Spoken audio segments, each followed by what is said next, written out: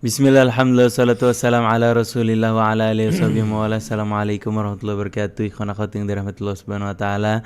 Apa kabar? Selamat pagi, selamat beraktivitas. Alhamdulillah, Al-Fagir Isal Kaf beserta Mas Atep di kameramen. Ada juga Mas Algi di meja operator. Kembali bisa menemani ikhwan akhwat pagi hari ini di acara renungan di bawah naungan Al-Quran, yang alhamdulillah telah bersama kita guru kita bersama Ustadz Husein bin Hamid Alatas. Assalamualaikum Ustadz. Waalaikumsalam warahmatullahi Insyaallah wabarakatuh. semoga dalam keadaan sehat Ustadz. Amin amin wa antum kadzalik. Sesaat Juga para lagi pendengar menuju bulan Ramadan Ustadz. Betul. Masya Allah, sebentar lagi, Masya Allah. Nggak kerasa Ustadz ya, umur sudah dekat ya Ustadz ya. Masya Rupanya Allah. ini yang dikabarkan Rasul bahwa waktu dan zaman itu subhanallah terasa semakin apa? Semakin mendekat. 1 tahun seolah-olah hanya apa? Hanya beberapa hari. Terasa beberapa hari, betul. Dan tanpa terasa ikhwan akhwat, kita sudah membersamai ikhwan akhwat dalam jangka waktu yang cukup lama juga. Mudah-mudahan apa yang Radio Silaturahim bagikan bisa bermanfaat, bisa menjadi wasilah hidayah buat banyak Amin, orang. amin, Ya Rabbal amin, Alamin. ya Ikhwan akhwat, Rabbal Alamin. pagi hari ini insyaallah kita akan membuka sesi tanya jawab bersama Ustadz Husein bin Hamid Alatos.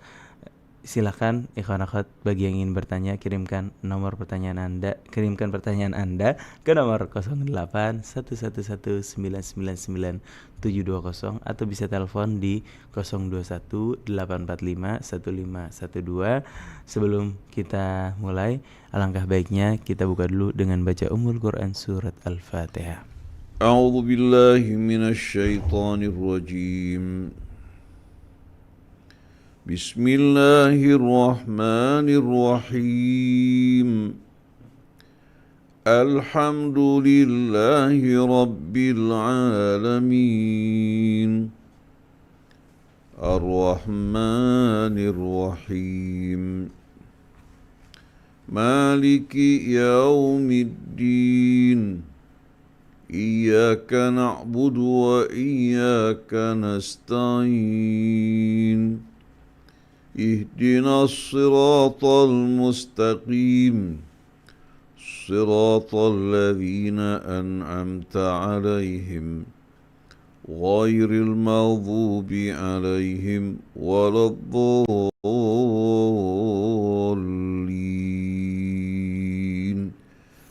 Amin amin rabbal alamin. Allahumma rahamna bil Quran. Semoga dari bacaan Al-Quran tadi Allah bukakan pintu hidayat, pintu rahmatnya, dan Allah bimbing kita terus menerus berada di jalan Allah subhanahu wa ta'ala. Baik Ustadz, kita tadi sudah sempat singgung Ustadz menuju bulan Ramadan. Ustadz, kira-kira apa yang harus kita persiapkan Ustadz agar bulan Ramadan ini bisa kita maksimalkan, bisa kita gunakan betul-betul dalam sarana pendekatan diri kepada Allah Subhanahu wa taala, tidak lalai lagi seperti Ramadan sebelumnya Ustaz. Amin ya rabbal alamin. Bismillahirrahmanirrahim. Alhamdulillahi rabbil alamin. Hamdan katsiran tayyiban mubarakan fi kama yuhibbu rabbuna wa yarda. Allahumma salli ala Sayyidina wa Nabiyyina Muhammadin wa alihi wa sahbihi wa barik wa sallim. Subhanaka la ilma lana illa ma 'allamtana innaka antal alimul hakim. Wa la hawla wa la quwwata illa billahil aliyyil azim. Allahumma atina min indika rahmah wa 'allimna min ladunka ilman nafi'a wanfa'na bima 'allamtana. Amma ba'du. Ikhwan akhwat yang dirahmati Allah. Apabila kita meresapi betul-betul ibadah siam, bukan sembarang ibadah, tapi ibadah yang akan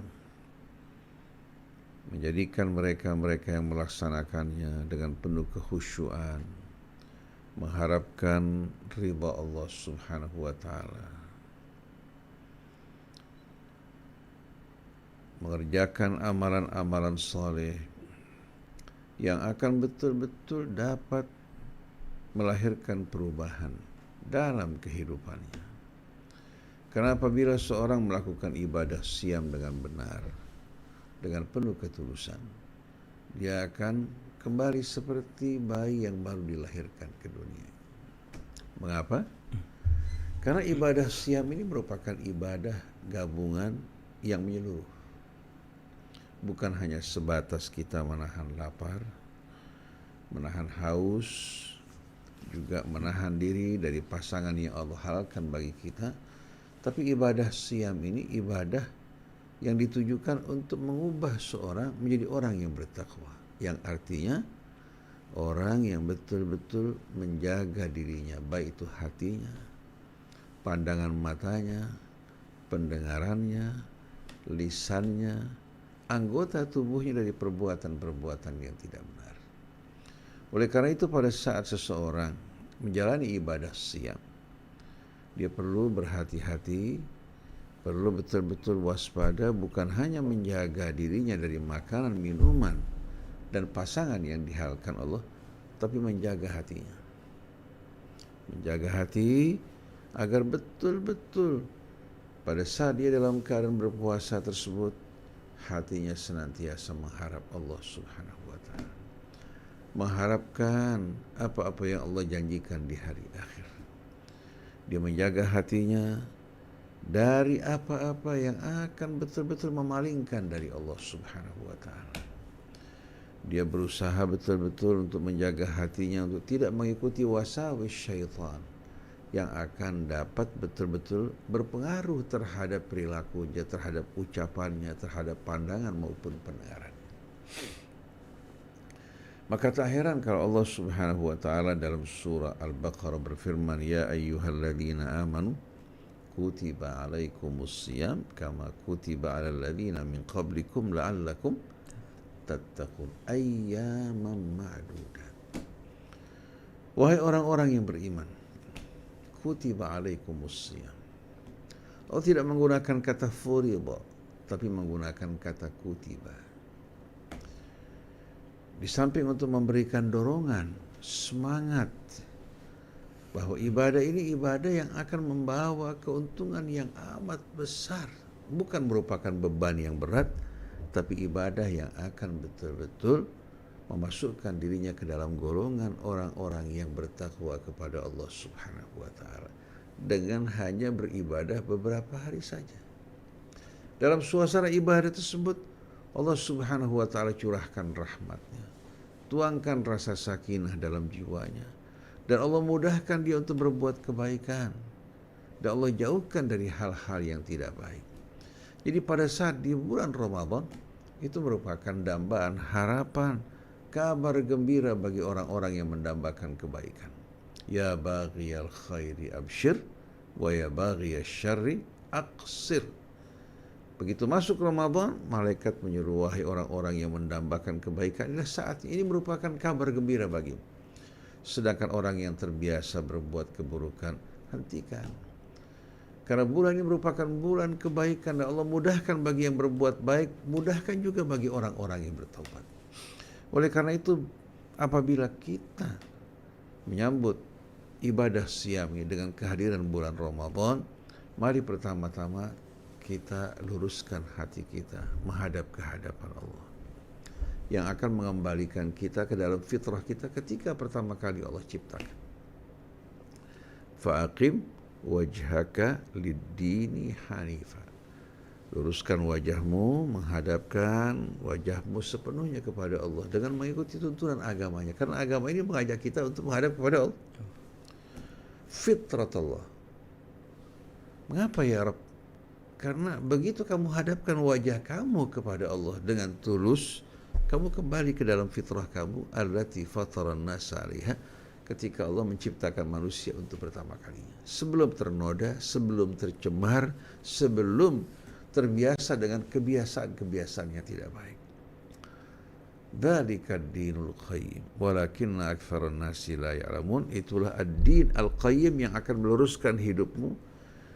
Agama yang berisikan nilai-nilai yang akan meluruskan kehidupan kamu. Walakinna aktsaran nasi la ya'lamun, tapi kebanyakan manusia tidak memahami, mengetahui hal ini. Jadi ikhwan akhwat yang dirahmati Allah Subhanahu wa ta'ala, Untuk betul-betul meraih kesuksesan dalam ibadah siam, hendaknya kita hadapkan hati kita sepenuhnya ke hadapan Allah.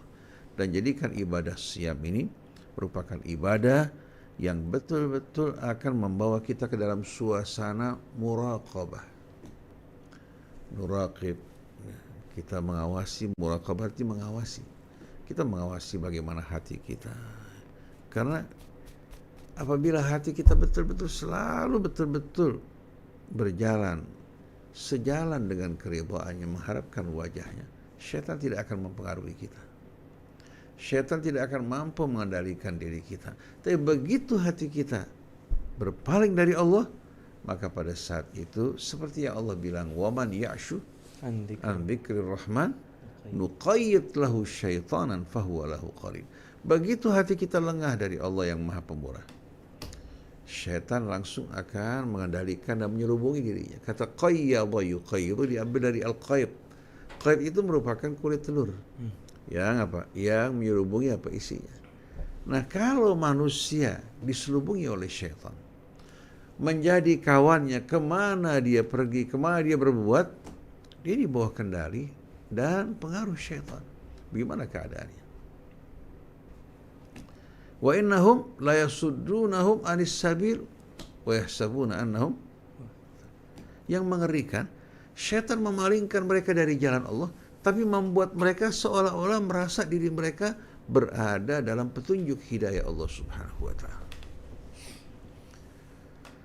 Jadi untuk keselamatan kita, untuk kesuksesan kita, dan terjadi perubahan yang betul-betul total dalam kehidupan kita, kita memasuki Ramadan dengan betul-betul mengarahkan haluan hati kita semua ke hadapan Allah.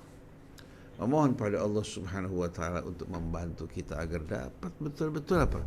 Menjaga hati kita, pandangan mata kita, pendengaran kita, lisan kita, anggota tubuh kita dari hal-hal yang tidak sejalan dengan ridha Allah. Dan kita terus melakukan muraqabah dan muhasabah. Muhasabah kita lakukan evaluasi. Jadi kita setiap hari berupaya untuk melakukan evaluasi. Kalau katakan pada hari ini kita sudah melakukan ibadah-ibadah yang baik dan mulia, sudah menjaga hati kita, pandangan kita, pendengaran kita, kita berharap berikutnya kita akan lebih baik lagi dari sebelumnya. Jangan sampai merosot. Bukan bertambah juga amal soleh kita, malah hari demi hari terjadi penurunan. Ini yang amat mengerikan. Jadi hendaknya puasa yang kedua lebih baik dari yang pertama. Yang ketiga lebih baik daripada yang kedua. Terjadi peningkatan terus-menerus. Kemudian, untuk memudahkan kita terlepas dari kebiasaan buruk yang melekat pada diri kita, hendaknya kita banyak-banyak beristighfar, bertaubat. Karena istighfar dan taubat ini meringankan beban di atas pundak kita. Demikian pula memperbanyak sujud kita. Dengan kita sujud di hadapan Allah Subhanahu wa taala, Allah lepaskan belenggu-belenggu dosa yang membelenggu diri kita. Jadi dengan banyak ruku, dengan banyak sujud, Allah Subhanahu wa taala membantu untuk meringankan beban-beban berat yang selama ini membelenggu kita, hingga akhirnya kita tidak mampu keluar dari kebiasaan-kebiasaan yang tidak baik tersebut. Oleh karena itu selama 1 bulan ini hendaknya kita mengkhusyukkan hati kita, berkumpul juga dalam suasana saling mengingatkan, wa tawassaw bil haqqi wa tawassaw bis sabri. Jangan sampai terisi dengan perkataan-perkataan, ucapan-ucapan yang akan membuat akhirnya puasa kita hanya letih dan lelah.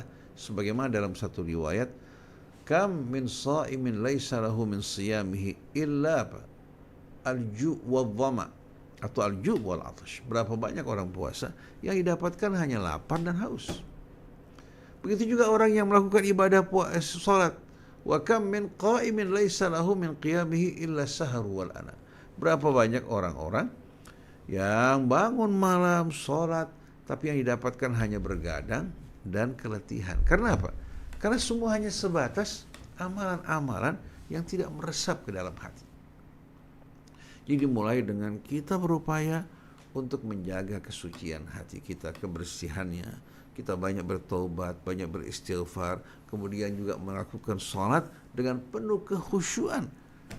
Mohon kepada Allah Subhanahu wa taala untuk betul-betul melepaskan kita dari belenggu-belenggu kebiasaan-kebiasaan yang biasa kita lakukan pada hari-hari sebelumnya. Hingga Nabi dalam sebuah riwayat beliau mengatakan, sebagaimana riwayat ini amat populer dikenal oleh kita semua.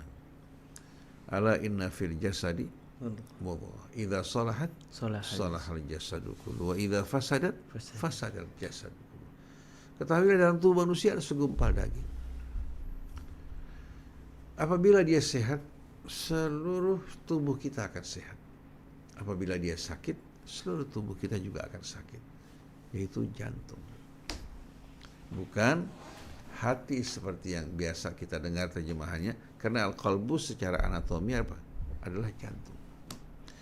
Ini sebagai perumpamaan, sebagaimana jantung sehat, tubuh sehat, begitu juga sebagaimana jiwa kita sehat, amal kita juga akan sehat. Jiwa yang selalu mengawasi Allah, mengharapkan ridha-Nya, nggak mungkin akan berbicara sembarangan.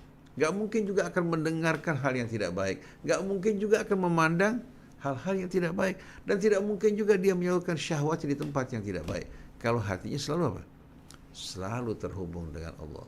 Maka ini pentingnya sholat, bukan hanya sekedar kita mengerjakan sholat, tapi mendirikan sholat artinya mendirikan hubungan yang harmoni antara kita dengan Allah. Begitu juga untuk memudahkan kita mengikuti Rasul, kita juga membangun hubungan komunikasi bersama Rasul melalui selawat. Dengan kita mendirikan sholat, sebagaimana perintah Allah, kemudian berselawat kepada Rasul, Allah Subhanahu wa ta'ala bukakan pintu rahmatnya, terangi hati kita, keluarkan dari kegelapan menuju kehidupan yang terang benderang. Sebagaimana firman Allah, huwallazi yusalli alaikum wa malaikatuhu liyukhrijakum minadh-dhulumati ilan nur wa kana bil mu'minina rahima. Dialah yang senantiasa melimpahkan selawatnya untuk kalian. Demikian pula malaikat juga berselawat untuk kalian, untuk mengeluarkan kalian dari kegelapan yang berlapis-lapis, yang mencakup seluruh arti kegelapan dalam hidup ini, menuju nurullahi tabaraka wa ta'ala. Dan Allah amat penyayang terhadap orang yang beriman. Jadi pada saat kita mendirikan salat, berzikir kepada Allah, berselawat kepada Rasulnya, kita mendapatkan selawat dari Allah Subhanahu wa ta'ala yang tak terhingga, yang membantu kita keluar dari kegelapan menuju kehidupan yang terang benderang. Nah, kalau sudah jiwa kita diterangi cahaya Allah, kita juga mendapatkan selawat dari para malaikatnya yang memohon kepada Allah untuk memberikan ampunannya kepada orang-orang yang bertaubat dan mengikuti jalan Allah. Sebagaimana dalam surat Ghafir, Allah jelaskan selawatnya malaikat, alladzina yahmiluna al-arsya wa man haw yusabbihuna bihamdi rabbihim wa yu'minuna bih wa yastaghfiruna lilladzina amanu rabbana wasi'ta kulla syai'in rahmatan wa ilma faghfir lilladzina tabu wattaba'u sabilaka wa qihim adzabal jahim rabbana wa adkhilhum jannati adni allati wa'adtahum wa man salaha min abaihim wa azwajihim wa dhurriyyatihim innaka antal azizul hakim. Para malaikat yang mengelilingi arasy, yang memikul arasy dan mengelilingi arasy, ini merupakan gambaran yang tak mungkin dapat kita berikan, karena bahasa manusia nggak mungkin menggambarkan hakikat tersebut. Mereka bertasbih memuji Tuhan mereka, beriman kepadanya, dan memohon ampun bagi orang yang beriman. Seraya berkata, wahai Tuhan kami, betapa luasnya rahmat dan pengetahuan. Ampunilah orang-orang yang bertaubat kembali padamu ya Allah. Faghfir lilladzina tabu wattaba'u sabilaka. Ampuni dosa orang-orang yang bertaubat kembali kepadamu dan mengikuti jalanmu ya Allah. Faghfir lilladzina tabu wattaba'u sabilaka wa qihim adzabal jahim. Lindungi mereka dari azab api neraka jahim. Kemudian Rabbana wa adkhilhum, wahai Tuhan kami, masukkan mereka semuanya jannati adnillati wa'atahum, syurga yang kau janjikan bagi mereka. Wa man salaha min abaihim wa azwajihim wa dzurriyyatihim, bersama-sama yang saleh dari ayah ibu mereka, pasangan-pasangan mereka dan anak-anak mereka semua. Sungguh engkau maha perkasa lagi maha bijaksana. Ini merupakan selawat dari malaikat. Begitu kita bertaubat pada Allah, kita kembali ke jalannya, selawat malaikat Allah subhanahu wa ta'ala akan terima. Allah bimbing kita yang bertaubat. Allah subhanahu wa ta'ala juga bimbing mereka-mereka yang mengikuti jalannya. Ini merupakan petunjuk yang amat indah. Jadi mari kita mulai sebelum memasuki Ramadan dengan kita bertaubat kembali pada Allah.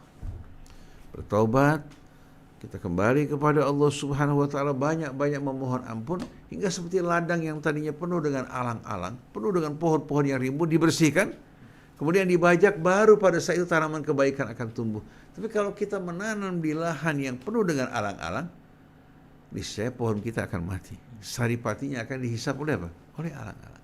Jadi kita pertama bertaubat, mohon ampun kepada Allah subhanahu wa ta'ala, baru rahmat Allah subhanahu wa ta'ala Allah akan curahkan ke dalam diri kita, dan Allah berikan bimbingan dan cahayanya.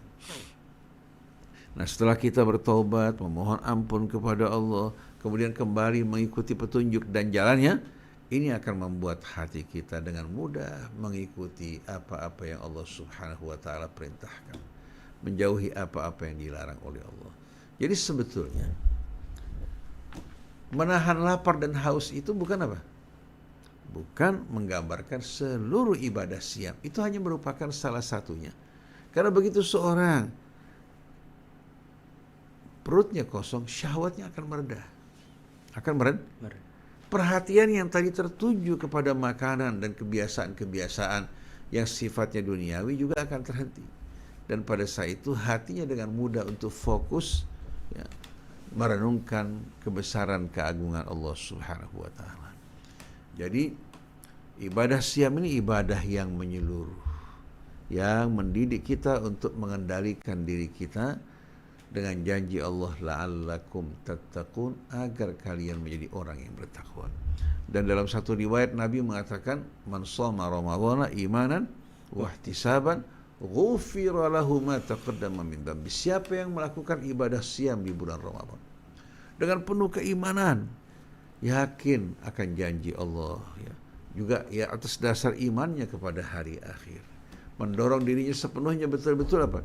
Untuk menyambut seruan Allah dan mengharapkan apa yang di sisi Allah, bukan mengharapkan apa yang terdapat dalam kehidupan dunia. Imanan wahtisaban. Allah akan ampuni semua dosa-dosanya yang lampau. Nah, yang membuat hidup kita ini menjadi gelap, menjadi sempit, menjadi resah, gelisah, untuk mengerjakan kebaikan perasaan begitu berat, tapi untuk melakukan hal-hal yang melalaikan, kenapa begitu mudah? Semua disebabkan karena dosa yang kita kerjakan. Dosa yang kita kerjakan menjadi beban yang berat, menjadi juga apa? Kegelapan dalam hati kita. Akhirnya kita tidak tahu kadang-kadang apa yang harus kita lakukan. Jadi kata siam yang berarti imsak, menahan diri, bukan hanya menahan dari lapar dan haus, tapi bagaimana kita menjaga dan mengawasi hati kita agar sepenuhnya betul-betul kembali kepada Allah. Nah, pada saat itu orang mencapai kedudukan yang dinamakan al-wusul. Di mana apa? Dengan berhubungan dengan Allah subhanahu wa ta'ala, dengan sendirinya dia mencapai maqam al-wusul. Dan ini kalau dijaga terus-menerus, maka Allah subhanahu wa ta'ala akan jadikan dunia di matanya kecil. Dan kebesaran Allah subhanahu wa ta'ala, kerinduan kepada Allah, kecintaannya akan menggenangi jiwanya, hingga dalam berbagai macam kebaikan terdepan, dalam hal-hal yang buruk dia menjadi orang yang terjauh. Sebagaimana keadaan Nabi kita, sahabat-sahabatnya, para keluarganya, mereka orang-orang yang mengutamakan apa yang di sisi Allah. Dan ini gambaran dari umat Nabi yang sebenarnya. Muhammadun Rasulullah walladzina ma'ahu asyidda'u al-kuffar ruhama'u tarahum ruk'an sujjada yabtaghuna fadlan minallahi wa ridwan. Muhammad bukan sembarang orang, bukan hanya sosok yang bernama Muhammad, tapi di samping dia merupakan sosok yang kita kenal dengan namanya, dia adalah Rasulullah yang membawa risalah dari Allah. Dan orang yang bersamanya, bersama di sini bukan hanya bersama, hidup bersama Rasul pada waktu yang sama, di tempat yang sama, tapi kebersamaan di sini kebersamaan imani, kebersamaan ittibai. Oleh karena itu kita yang jauh masanya dengan Rasul, kita bisa bersama Rasul kalau kita tempuh jalannya. Kita ikuti jalannya, ikuti petunjuknya, kita bersama beliau. Lalu Allah gambarkan ciri-ciri mereka. Orang-orang yang bersamanya asyidda al-kufar, orang yang keras tegas menghadapi orang-orang kafir, bukan berarti bersikap kasar terhadap mereka, tidak, tapi menghadapi orang kafir yang menentang, yang memerangi, yang mengangkat senjata, dia tidak akan bersikap lunak walaupun terhadap saudaranya yang kafir. Asyidda'u al-kufar, ruhama'u bainahum, tapi di antara mereka penuh kasih sayang, mengalah, tolong menolong, bantu membantu, saling melindungi, menjaga. Hatinya yang mengharapkan ridha Allah, jauh dari kedengkian, kebencian ataupun kesombongan. Ruhama'u bainahum tarahum ruk'an sujada. Kalau kamu ingin melihat tanda-tanda mereka, kamu akan saksikan mereka sibuk dengan ruku dan sujud di hadapan Allah. Bukan sibuk mengagulkan diri mereka, tapi sibuk dengan ruku dan sujud. Apa yang mereka harapkan? Yabtaghuna fadlan minallahi wa ridwan. Yang mereka harapkan karunia dari Allah dan apa? Dan keridhaan. Simahum fi wujuhihim min athari sujud, tanda-tanda mereka pada wajah mereka dari bekas-bekas sujud. Di sini bukan hanya menunjuk kepada jidat yang berwarna hitam. Karena jidat berwarna hitam ini, ya, karena banyaknya orang bersujud, itu hanya merupakan pertanda di dahi, bukan pada seluruh wajah. Kalau ini tanda-tanda mereka pada wajah mereka. Sorot mata mereka yang lembut, kekhusyuan, kerendahan, tanpa ada kesombongan sedikit pun. Kita bisa saksikan orang-orang yang sholatnya khusyuk, dari pandangan mata mereka, air muka mereka, air muka orang-orang yang selalu mengingat Allah beda dengan orang-orang apa? Yang tidak mengerjakan sholat. Oleh karena itu dalam sebuah riwayat, diriwayatkan dari salah satu sahabat, ma akhfa insanun fi qalbihi syai'an illa wa adharallahu ala safahati wajhi. Seseorang tidak menyembunyikan sesuatu di hati kecuali Allah tampakkan pada air mukanya. Tercermin pada air mukanya. Bisa lihat kalau kita ketemu dengan orang-orang yang khusyuk di hadapan Allah, ya, orang-orang yang betul-betul selalu mengharapkannya di sisi Allah, air mukanya sejuk. Kita memandang dia mengingat Allah Subhanahu wa ta'ala. Tapi kalau ketemu sama orang-orang yang bergelimangan kesenangan dunia, mengejar dunia, kita akan lihat. Begitu memandang mereka, hati kita bukan tertuju pada Allah, malah tertarik untuk apa? Untuk juga mengikuti gaya hidup mereka. Kita bangga dengan mereka. Kita juga ingin mencapai apa yang mereka dapatkan. Seperti seorang ustadz, satu kali bersama saya, terutama dari luar negeri juga, bersama saya, melintas di hadapan seorang pengusaha yang kaya raya. Kebetulan dia pengusaha juga, dia juga seorang yang dipandang sebagai tokoh agama kaya raya. Dia bilang sama saya, kalau seandainya Anda bisa mendapatkan sedikit aja apa yang dimiliki, Anda betul-betul bersyukur. Anda katakan, kenapa kamu mengharapkan apa yang ada padanya? Karena bukan berharap apa yang di sisi Allah Subhanahu wa ta'ala. Apa yang dimiliki orang tersebut sedikit, kecil, tidak berarti. Kalau kamu berharap mendapatkan sedikit apa yang diberikan Allah kepadanya, seperti apa? Seperti mereka-mereka yang mengharapkan apa yang Allah berikan kepada Qarun. Ya laitana mithla ma utiya Qarun innahu lahu haqqin. Minta kepada Allah yang terbaik buat kamu untuk dunia kamu pun akhirat kamu. Jangan kamu berharap berandai-andai dengan apa yang di tangan manusia. Dan terbukti orang tersebut yang kaya raya, yang disoroti sebagai tokoh agama, hidupnya jauh dari tuntunan agama dan pengamalannya. Hartanya bukan membawa kerukunan, malah membawa fitnah di antara keluarganya.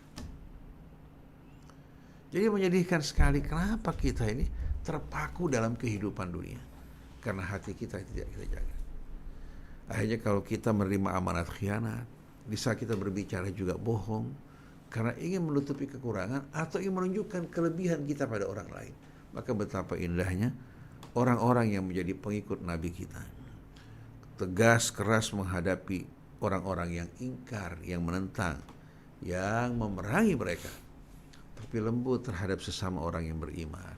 Tidak membanggakan diri, merendah, tangannya dengan mudah mengulurkan bantuan kepada mereka. Kesibukan mereka ruku dan sujud. Tanda-tanda mereka pada wajah mereka, air muka mereka yang lembut, yang menyentuh hati, hingga orang yang memandang mereka akan teringat pada Allah Subhanahu wa Ta'ala. Bahkan orang-orang yang tadinya bangga diri, begitu bertemu mereka, langsung hatinya apa? Hatinya akan betul-betul apa? Meredah. Sampai dia bilang, saya ini kenapa kalau mandang si fulan, semua kesombongan saya hilang. Saya merasakan diri saya nggak berarti apa-apa di hadapannya. Di depan orang lain dia sering banggakan kekayaannya, ini itu. Tapi begitu bertemu dengan orang yang jauh dari sisi kekayaan lebih rendah, tapi dia merasa semua yang dimiliki tidak berarti apa-apa sama sekali. Karena apa? Ini orang tidak mengharapkan apa yang ada padanya. Memberikan nasihat dengan lemah lembut, untuk tidak menyombongkan diri, agar tidak merasa bangga dengan apa yang Allah berikan padanya, karena semua bakal dihisab di sisi Allah Subhanahu wa Ta'ala. Jadi kesimpulannya, insya Allah kita akan bicara nanti secara hari demi hari mengenai Ramadan. Tapi yang paling penting, mari kita mulai sekarang beristighfar dan bertaubat kembali kepada Allah, mempersiapkan diri kita untuk menerima karunia dan curahan rahmat dengan masuknya di bulan Ramadan. Dan kita mulai menjaga hati kita, pandangan mata kita, pendengaran kita, lisan kita, begitu pula kemaluan kita dari apa yang diharamkan Allah Subhanahu wa Ta'ala. Wallahu a'lam. Allah, Masya Allah, makasih Ustaz. Ustaz, ini ada pertanyaan, kenapa perintah tentang puasa di dalam Al-Quran dijelaskan dalam kata kutiba? Mengapa perintah puasa menggunakan kata-kata kutiba, bukan wujuba atau furidho? Terima kasih atas pencerahannya. Musyawir, dari Musyawir Abdul Bashir. Dengan kata kataba, yaktubu kitaban, kita kan tahu arti kata apa? Asalnya jamaah. Kata qara'a berarti jamaah, wa dhamma syai'a ila syai'. Begitu juga kataba juga berarti jamaah, wa dhamma syai'a ila syai'. Cuma kalau qara'a menyatukan huruf dalam kalimat yang diucapkan. Oke. Yang dibaca dan diucapkan adalah qara'a, sedangkan menyatukan huruf dan kalimat dalam bentuk tulisan namanya apa? Kataba. Jadi kata kutiba di sini tidak menunjukkan arti kewajiban sebetulnya pada dasarnya, tapi menunjukkan arti apa? Dari kata-kata artinya jamaah, kutiba yang apa? Yang dikumpulkan. Sebetulnya apa yang dilakukan hamba Allah Subhanahu wa Ta'ala menjalankan ibadah siam, semua merupakan tulisan dan kumpulan kebaikan yang Allah sediakan baginya. Kalau kata furidha yang artinya diwajibkan, diharuskan, dengan kata kutiba yang artinya orang yang menjalankan ibadah siam ini, Allah Subhanahu wa Ta'ala tuliskan baginya segala kebaikan, persiapkan dirinya untuk menjadi orang yang bertakwa. Seperti firman Allah, ulaika alladzina kataba fi qulubihimul iman. Orang yang merendahkan suara mereka di hadapan Rasul. Mereka ini orang apa? Ulaika alladzina imtahana Allahu qulubahum lil iman. Ulaika alladzina, coba Surat apa Ustaz yang dimaksud? Coba buka itu. Surat yang dimaksud. Gampang lupa ini sekarang. Kata-katanya Ustaz. Ulaika. Coba ya. Kata apa coba? Al-Mujadilah Ustaz. Ulaika kataba fi qulubihim iman. Coba lihat. Kita lupa. Wa zayyanahum fi Ulangi. Ulaika kataba fi qulubihimul iman wa ayyadahum bi ruhim min. Itu akhir, kalau nggak salah, akhir surat Al-Mujadilah. La tajidu qauman yu'minuna billahi wal yawmil akhir yuwadduna man haddallaha wa rasulahu walau kanu aba'ahum aw abna'ahum aw ikhwanahum aw ashiratahum. Setelah itu ulaika kataba fi qulubihimul imana wa ayyadahum bi ruhim minhu wa yudkhiluhum Jannatin tajri min tahtihal anhar khalidina fiha radhiyallahu anhum wa radu anhu.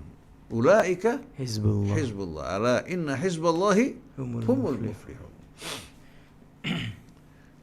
Ini merupakan penutup dari suratul Mujadilah. Allah menerangkan,